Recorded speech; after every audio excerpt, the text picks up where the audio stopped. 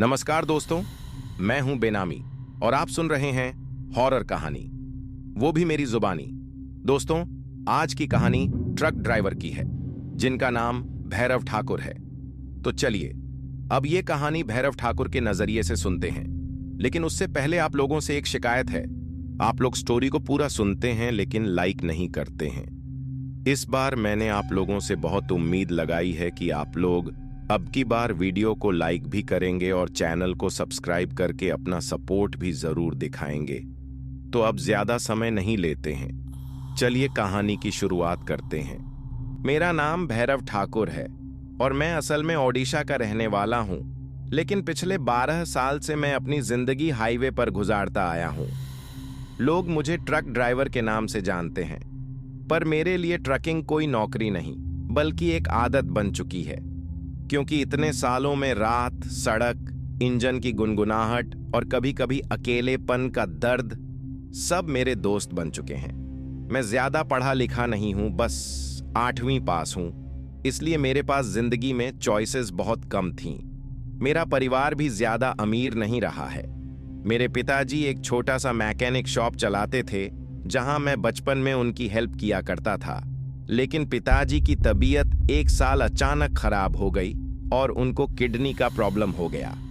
घर की हालत और खराब होती गई और तब मुझे स्कूल छोड़कर कमाने के लिए रोड पर आना पड़ा।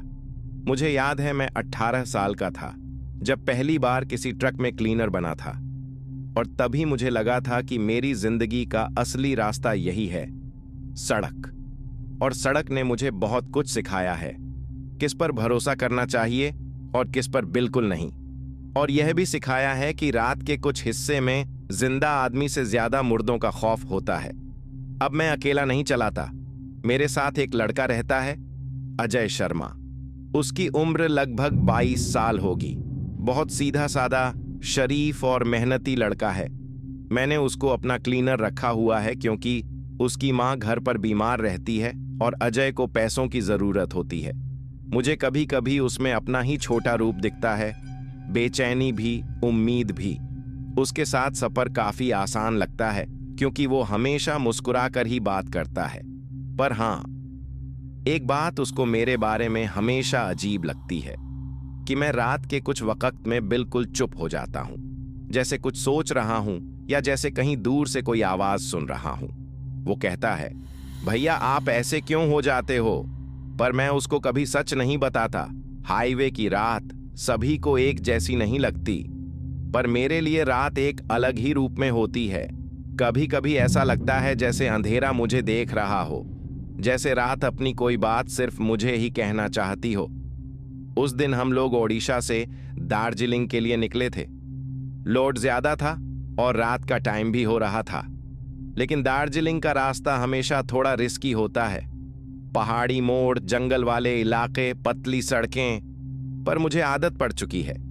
अजय ने मुझे बोतल दिया और बोला, भैया रेडियो ऑन कर दूं? टाइम पास भी हो जाएगा। मैंने उसका हाथ रोक दिया। कुछ देर शांति रहने दे अजय, रात बहुत गहरी है। वो हंसा, क्योंकि उसे समझ नहीं आता कि कुछ रातें ऐसी होती हैं जहां आवाज भी परेशान कर देती है। थोड़ी देर में हम असम बंगाल बॉर्डर में घुसने वाले थे और मुझे तभी से एक अजीब सी मीठी सुगंध हवा में महसूस होने लगी। ये सुगंध नॉर्मल नहीं थी। पहाड़ों की हवा में ऐसी मीठी खुशबू कभी नहीं होती, और मेरे सीने में एक बेचैनी जाग रही थी जो बिना वजह नहीं होती। मैंने ट्रक धीमा किया और ब्रेक दबा दिया। अजय तुरंत डर गया। क्या हुआ भैया, ब्रेक क्यों? मैंने धीरे से सांस ली और उसको देखा। अजय, ये जगह अच्छी नहीं है। कौन सी जगह भैया? मैंने सड़क के आगे जंगल की तरफ देखा। अंधेरा बिल्कुल चिपका हुआ था पेड़ों से, जैसे हिला तक नहीं रहा हो। मैंने सुना है इस एरिया को कुल पहाड़ वन बोलते हैं और यहां रात के कुछ हिस्सों में एक यक्षिणी घूमती है। अजय हंसने लगा। भैया आप भी ना पुरानी पुरानी कहानियां बता देते हो। पर उसको पता नहीं था कि मेरे लिए यह कहानी नहीं, तजुर्बा है। कुछ साल पहले मैंने एक ऐसी ही चीज का सामना किया था और तब से रात मेरे लिए पहले जैसी नहीं रही। और फिर मैंने उसे देखा। मैं ट्रक धीरे चला रहा था। हवा में वो मीठी सुगंध और गहरी होती जा रही थी। जैसे कोई हवा के साथ साथ चल रहा हो। और फिर एक तीखे मोड़ पर मैंने उसको खड़ा देखा। सड़क के किनारे एक औरत, सफेद साड़ी, लंबे बाल और चेहरा बिल्कुल सीधा मेरी तरफ। उसकी आंखों में कुछ ऐसा था जैसे वो मुझे पहचानती हो या जैसे मुझे कब से ढूंढ रही हो। उसकी मुस्कुराहट वो इंसान वाली नहीं थी, वो ऐसी थी जैसे कोई भूखा शिकारी अपने शिकार को देखकर हंसे। अजय खिड़की से देखने ही वाला था कि मैंने उस पर चिल्ला दिया, अजय, सर नीचे कर, अभी। वो झट से झुक गया, पर मैं उससे आंखें हटा नहीं पा रहा था। वो बिल्कुल सीधा मुझे देख रही थी, जैसे उसने मुझे चुन लिया हो। मैं बस इतना ही समझ पाया उस पल में, ये एक यक्षिणी थी, और यक्षिणी जिसे देख लेती है वो आसानी से बच नहीं सकता। और हमारा सफर अभी शुरू ही हुआ था। अजय अभी भी सीट के नीचे झुककर बैठा था, और मैं स्टीयरिंग को इतना जोर से पकड़ रखा था जैसे अगर छोड़ दूं तो ट्रक नहीं, मेरी सांस ही रुक जाएगी। रात बिल्कुल खामोश हो गई थी। अजीब बात यह थी कि इंजन की आवाज भी हल्की लगने लगी, जैसे कोई हमारे आसपास की आवाजों को निगल रहा हो। वो औरत या शायद वो चीज अब पीछे रह गई थी, पर मेरा दिल कह रहा था कि वो अभी भी हमारे साथ ही है। हवा का सन्नाटा बदल रहा था। मैं ट्रक को नॉर्मल स्पीड पर लाने की कोशिश कर रहा था, लेकिन स्टीयरिंग में हल्का सा कंपन आ रहा था, जैसे हवा ट्रक के ऊपर से नहीं, ट्रक के अंदर से निकल रही हो। अजय धीरे से सर बाहर निकाला और बोला, भैया, वो चली गई ना? मैंने सीधा सड़क देखा, पर आवाज बिल्कुल सीधे बोली, अजय, अगर किसी औरत को रात में जंगल के बीच इसी तरह खड़ा देखे ना, तो समझ लेना वो जाती नहीं, वो पीछा करती है। अजय का गला सूख गया। ट्रक के केबिन में हवा तक हिलना बंद हो गई। सिर्फ मेरी सांस और इंजन की हल्की थप-थप। और फिर हमें एक अजीब सी चीज महसूस हुई। मीठी सुगंध। वापस आ गई वही खुशबू जो नॉर्मल हवा में नहीं होती, जो इंसान के शरीर से नहीं आती। वो फिर से हवा में भरने लगी, पहले हल्की, फिर धीरे धीरे इतनी तेज कि जैसे कोई हमारे कभी बिल्कुल पास में खड़ा हो। मैंने अजय को देखा, वो कब से सांस रोककर बैठा था। और मत सूंघ अजय, ये सुगंध इंसान को अपने पीछे खींच लेती है, मैंने धीरे से कहा। पर चीज यह थी कि हम सुगंध से दूर जा नहीं रहे थे, सुगंध हमारे पास आ रही थी। पहली असली घटना तब शुरू हुई जब अजय का फोन बिना किसी वजह के एकदम से वाइब्रेट करने लगा। नेटवर्क भी नहीं होता यहां, पर उसका फोन बार बार फ्लैश कर रहा था, जैसे किसी का कॉल आ रहा हो, पर स्क्रीन में कोई नंबर नहीं, सिर्फ एक लाल रंग का ब्लैंक डिस्प्ले। अजय रूह के कांप जैसे आवाज में बोला, भैया, ये कैसे हो रहा है? स्क्रीन में नाम ही नहीं आ रहा।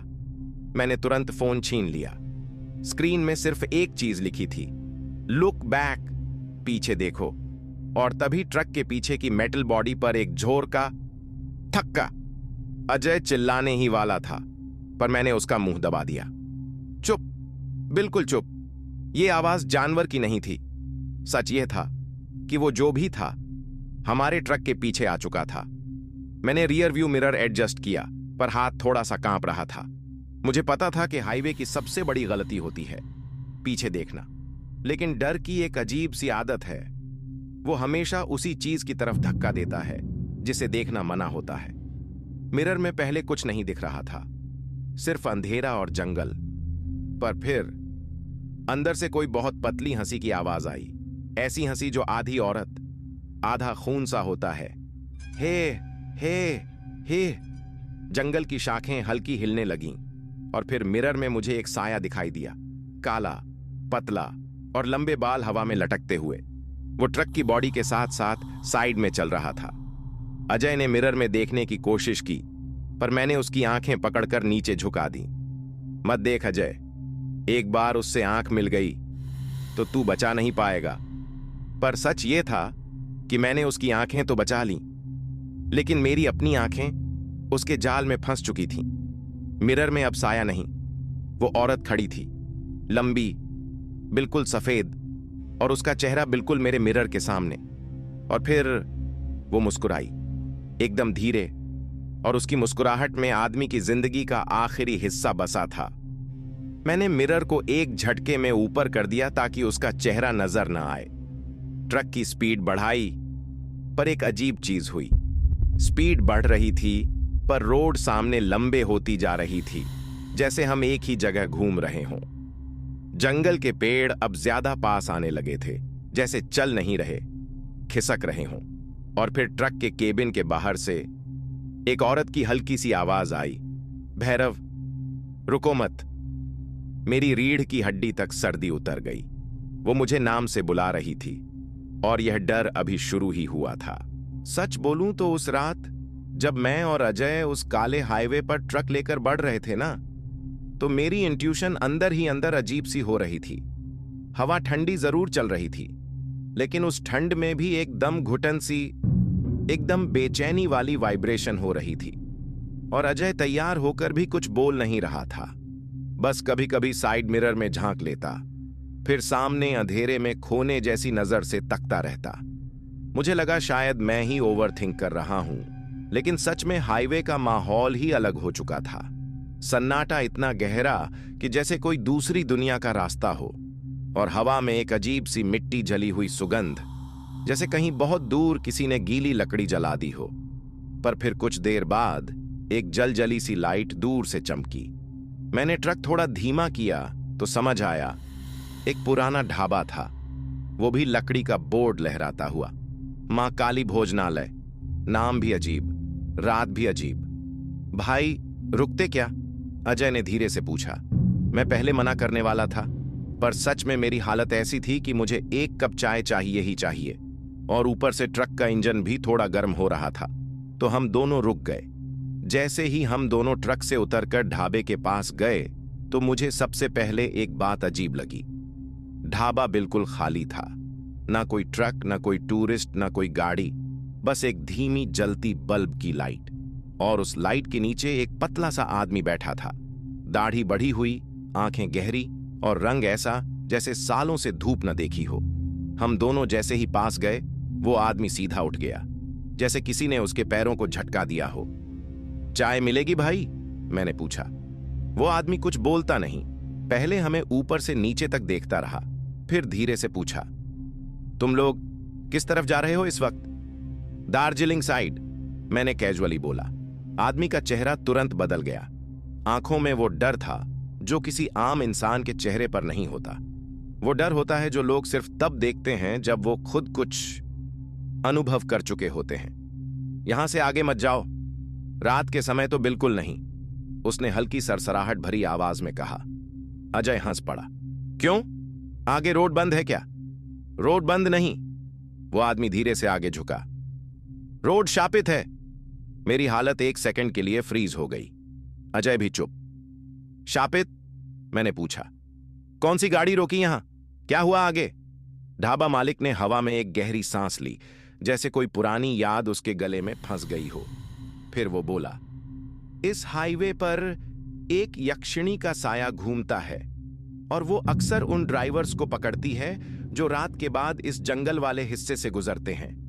लोग उसे सुंदर लड़की समझकर रोक देते हैं, पर वो लड़की नहीं, मौत होती है। अजय ने मेरी तरफ देखा, मैंने उसकी। दोनों की खामोशी एक अजीब सा प्रेशर क्रिएट कर रही थी। ढाबा मालिक ने पहले चाय बनाई, फिर हम दोनों के सामने रखकर बोला, सुनो, 2 हफ्ते पहले एक ट्रक ड्राइवर आगे तक नहीं पहुंचा। उसकी लाश 3 टुकड़ों में मिली, और उसका क्लीनर का तो सिर्फ हाथ मिला। मेरी चाय का कप हाथ में होते हुए भी थोड़ा कांप गया। अजय का गला एकदम सूख गया। फिर ढाबा मालिक ने जबान दबाकर बोला, यक्षिणी को अंधेरे में प्यास लगती है, खून की प्यास। तुम लोग नया माल हो, इसलिए मैं तुरंत पहचान गया।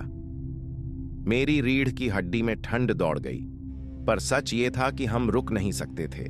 डिलीवरी टाइम पर पहुंचाना हमारी मजबूरी थी। लेट होने पर पैसा कटेगा और घर का खर्च रुक जाएगा। मैंने अजय को धीरे से बोला, भाई सुनने में अजीब लग रहा है, लेकिन हम रुक नहीं सकते। अजय ने भी हल्की सी मजबूर वाली मुस्कान देकर कहा, हाँ यार, ये सब मनगढ़ंत कहानी होगी, सिर्फ डराने के लिए। ढाबा वाला हमारी बात सुन रहा था। वो हमें देखता रहा, और उसकी आंखों में वो आंसू की चमक आ गई जो कोई इंसान सिर्फ तब देता है जब उसे यकीन हो जाए कि दो लोग अब लौट कर नहीं आएंगे। मत जाओ, उसने फिर से कहा, इस बार ज्यादा बेचैनी से। पर हम उठ खड़े हुए, कप टेबल पर रखा और ट्रक की तरफ चल दिए।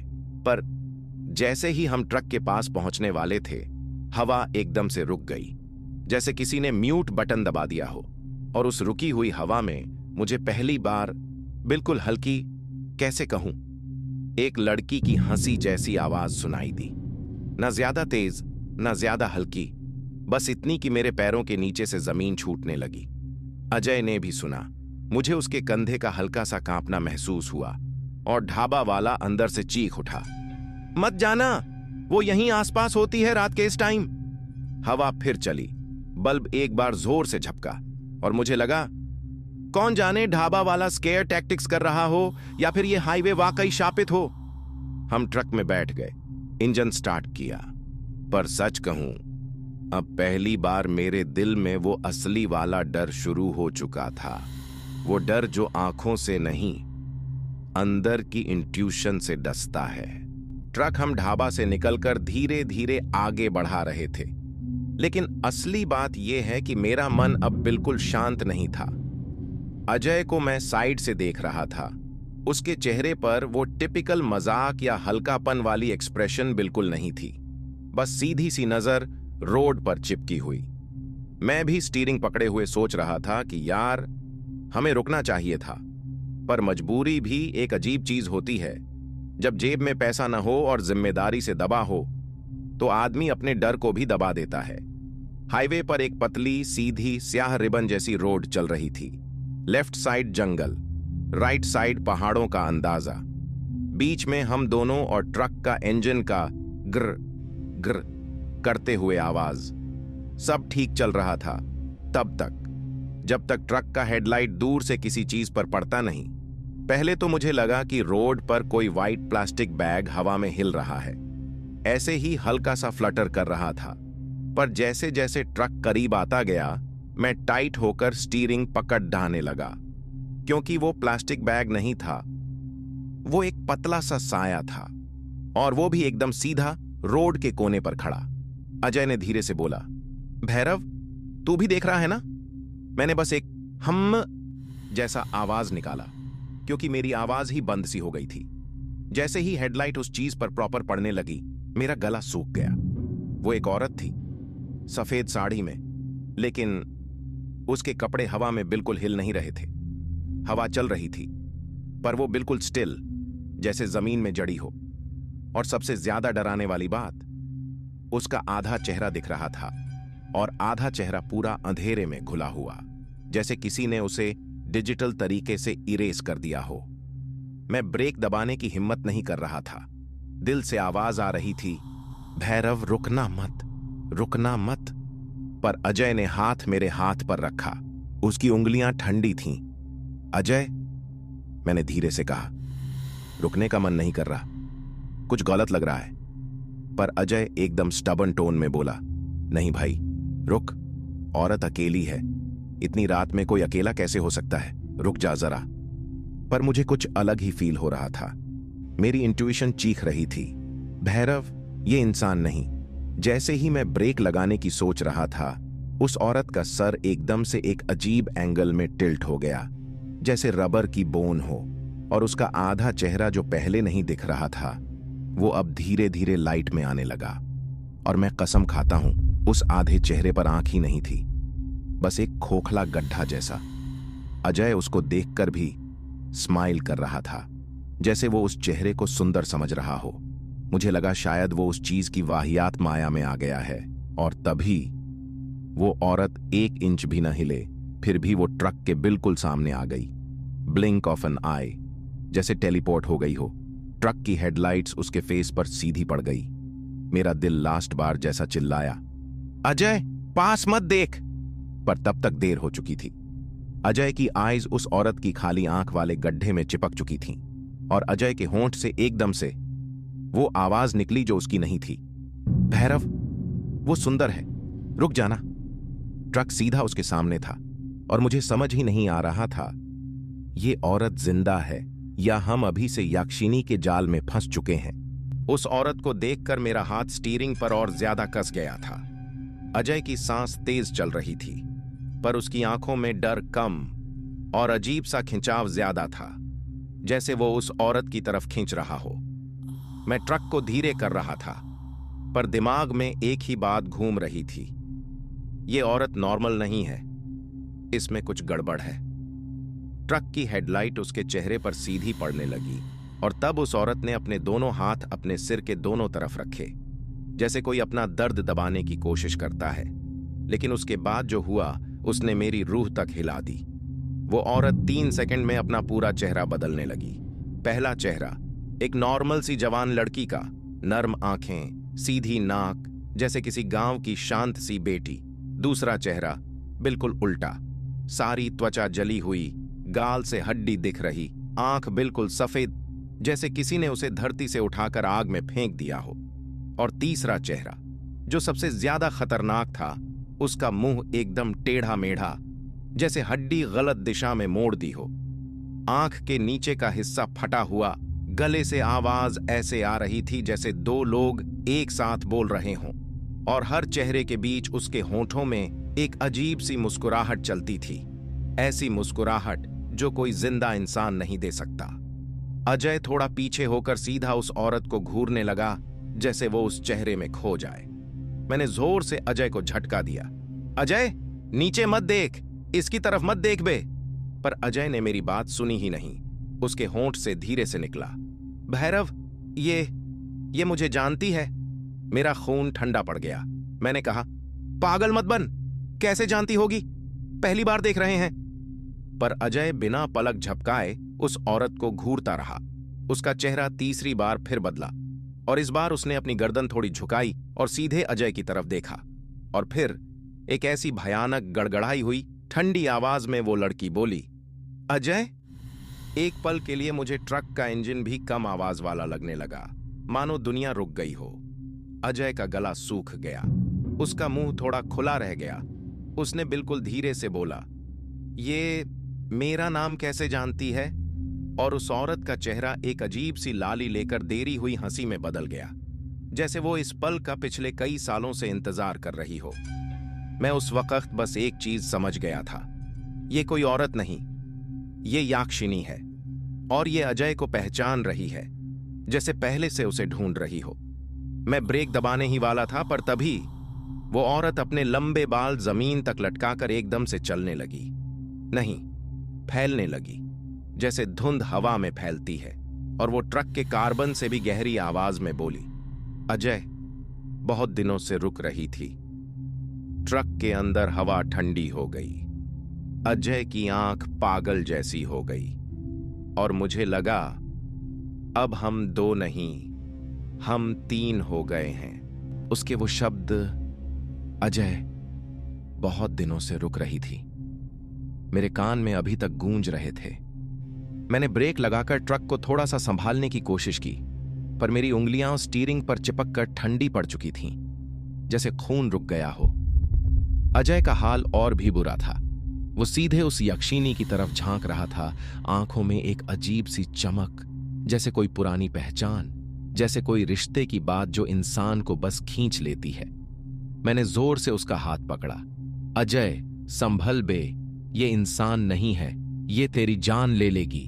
पर अजय ने मेरा हाथ झटक दिया, बिल्कुल उस तरह जैसे कोई नींद में से उठकर सपना और हकीकत में फर्क न कर पाए। उस याक्षिनी का चेहरा अब बिल्कुल शांत था, पर उसकी आंखों में कोई शांति नहीं। वो तो ढूंढ रही थी सिर्फ अजय को। वो धीरे धीरे ट्रक के बिल्कुल सामने आ गई। उसकी सांसें चल भी नहीं रही थी, जैसे वो हवा से नहीं, किसी और चीज से जिंदा हो। फिर उसने अपना सिर थोड़ा सा टेढ़ा किया और एकदम से उसकी आंख अजय पर रुक गई। अजय, इस बार उसकी आवाज में प्यार भी था, गुस्सा भी, और पिछले कई सालों का रुका हुआ बदला भी। अजय की सांस तेज हो रही थी, उसके होंठ थर्र थर्र कर रहे थे। भैरव, वो मुझे पुकार रही है, ये झूठ नहीं बोल रही। मैंने गुस्से में उसका गला पकड़ते हुए बोला, पागल हो गया है क्या? कौन है? कैसे जानती है तुझे? अजय ने बस सिर हिलाया, पर कुछ नहीं बोला। मुझे तब समझ आया यहां कोई आदमी अपना फैसला खुद नहीं कर रहा।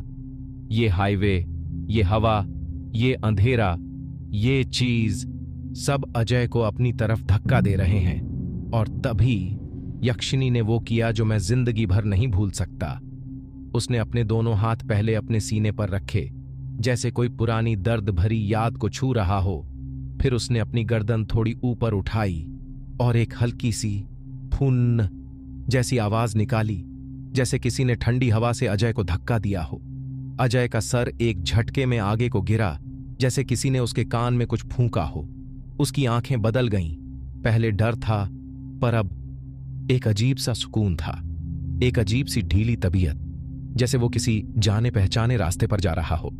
उसने धीरे से कहा, भैरव, मैं इसे पहले भी कहीं देखा है। मेरे पैर जाम गए। ये बात सच नहीं हो सकती।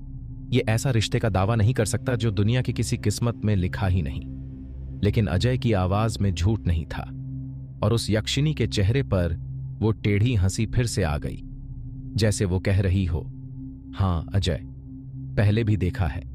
और तभी अचानक उस यक्षिनी का चेहरा किसी पुरानी याद जैसी बदलने लगा।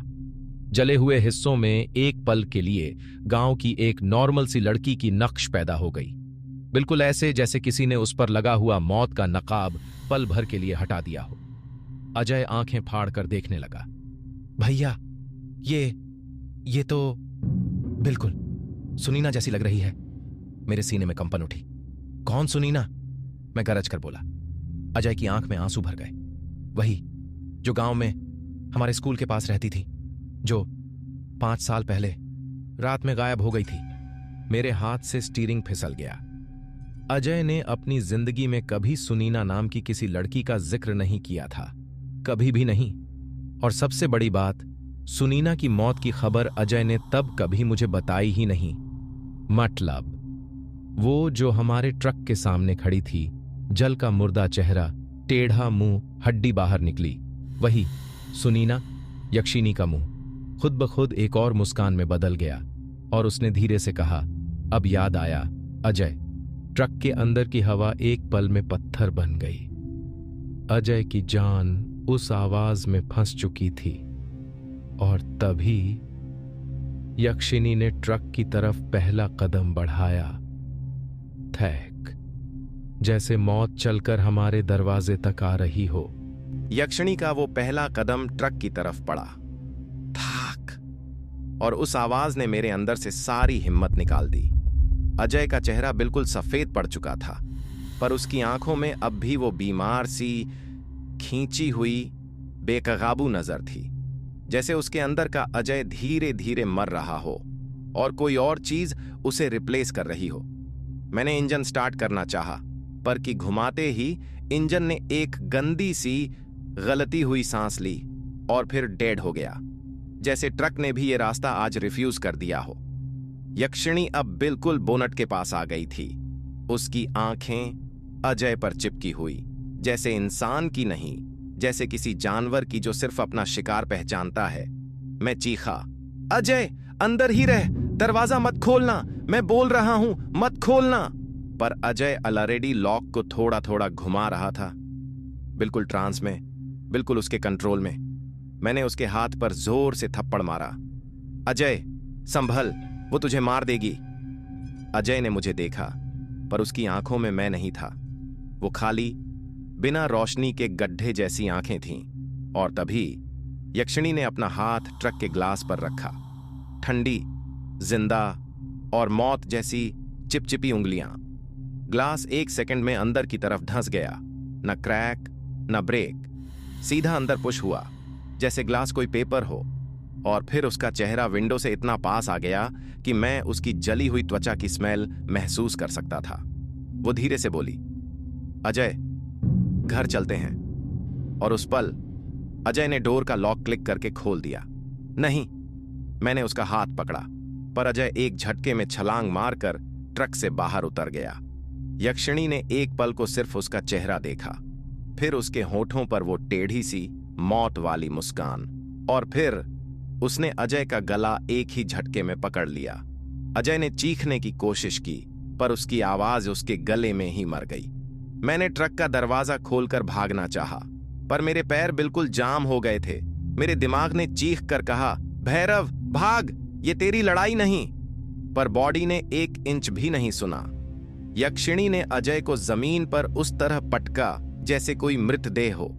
उसका गला टेढ़ा हो चुका था, आंखें आधी खुली और उसकी सांस रुक चुकी थी।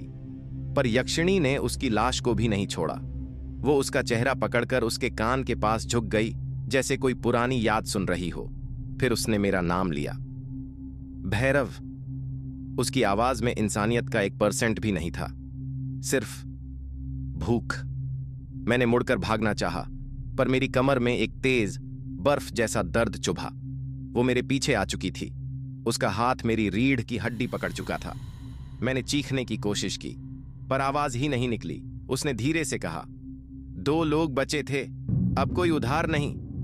और उस पल मेरी स्पाइन में एक क्रैक की आवाज आई और दोनों पैर बेजान हो गए। मैं जमीन पर गिरा फेस फर्स्ट। आखिरी चीज जो मैंने देखी वो अजय की लाश और उसके ऊपर झुकी हुई यक्षिणी, जो हम दोनों पर बराबर का हक जता रही थी। रात की हवा ठंडी हो रही थी, पर मेरी जिंदगी की गर्माहट हर सेकंड कम, और फिर सब कुछ काला हो गया। उस रात हाईवे पर अजय और भैरव की लाशें मिली ही नहीं, सिर्फ उनका ट्रक मिला। दरवाजा खुला, ग्लास अंदर की तरफ धंसा हुआ और रोड पर सिर्फ खाली हवा चलती हुई। लोकल लोग बोलते हैं कि उस रात के बाद जब भी कोई ट्रक वहां से गुजरता है, उन्हें एक लड़की की आवाज सुनाई देती है, अजय घर चलते हैं। तो मेरे प्यारे दोस्तों, आज की यह डरावनी और सच्ची कहानी खत्म होती है, लेकिन मैं इस चैनल में आप लोगों के लिए हर दिन एक अनोखी और सच्ची ट्रक ड्राइवर की आप बीती और कहानी लेकर आता हूं। लेकिन आप लोगों से मेरी एक रिक्वेस्ट है, प्लीज हमें सपोर्ट करने के लिए हमारे इस वीडियो को लाइक करके चैनल को सब्सक्राइब कर लीजिए। और अगर आप भी अपना नाम नेक्स्ट वीडियो में अनाउंस करवाना चाहते हो तो इस वीडियो के कमेंट सेक्शन में अपना नाम लिख दीजिए। और हम लोग मिलते हैं नेक्स्ट वीडियो में एक नए और डरावनी कहानी के साथ। तब तक अलविदा।